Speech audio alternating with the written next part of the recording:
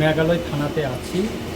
বৈজন্তী দেববর্মা গত 2024-এ 3 তারিখ ডিসেম্বর উনি মারা গেছিল।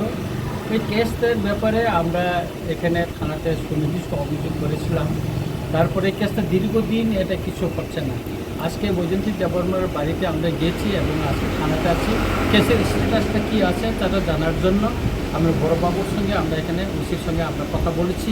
বিষয়টা তিনি দেখতেছেন এবং এই কেসটা দ্রুত যাতে ভিকটিম ফ্যামিলি যাতে বিচার পায়, জাস্টিস পায়, সেই জন্য আমরা এখানে ওনার সঙ্গে কথা বলেছি এবং উনি যথেষ্ট আমাদেরকে সহযোগিতা করেছেন এবং বলেছেন এই বিষয়টা তিনি দেখবেন, কারণ তিনি এখানে নতুন জয়েন করেছেন।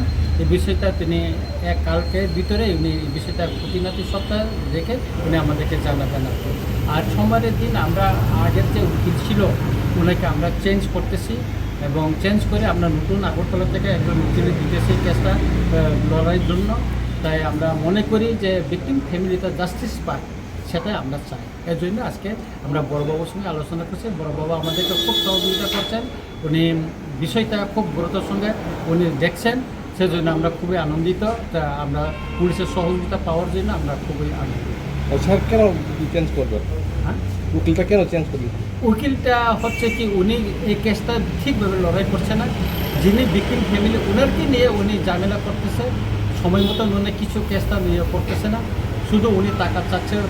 ভিকটিম ফ্যামিলি বলছে ওনাকে টাকাও দেওয়া হয়েছে ইতিমধ্যে, ওনারা 45,000 টাকা নাকি কন্ট্রাক্ট ছিল, এদের মধ্যে 25,000 দেখে, কিন্তু কেসটা কিছু হচ্ছে না, এখনও ওই জায়গাতে পড়ে আছে। সেই জন্য আমরা সময়ের ভিতরে তাই আমরা চেঞ্জ করে দিব উকিলটা এবং আগরতলা থেকে একজন দামি একজন ভালো উকিল আমরা এটা নিয়োগ করতে চাচ্ছি।